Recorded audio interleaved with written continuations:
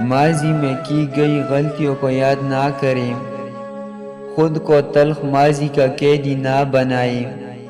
وہ زندگی کا ایک سبق تھا، عمر بھر کی سزا نہیں۔ اپنی مثبت خصوصیات کی فہرست بنائیں، انہیں کسی کاغذ کے ٹکڑے پر لکھیں اور وقتاً فوقتاً ان کا جائزہ لیں۔ اس سے آپ کو اپنی صلاحیتوں تک پہنچنے میں مدد ملے گی۔ اپنے کام سے کام رکھیں اور ہمیشہ سچ بولیں۔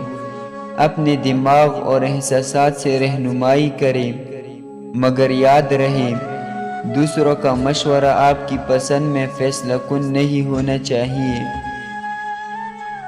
ایسے لوگوں کا شکریہ ادا کریں جو آپ کی تعریف کریں اور ان کے جملوں کو یہ کہہ کر مسترد کریں کہ یہ تو کوئی خاص بات نہیں تھی۔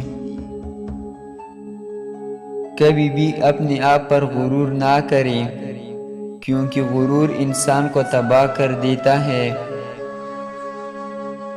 زندگی میں آنے والی مشکلات کا ہمت کے ساتھ مقابلہ کریں اور آپ اپنے رویے میں خوشگوار تبدیلی محسوس کریں گے۔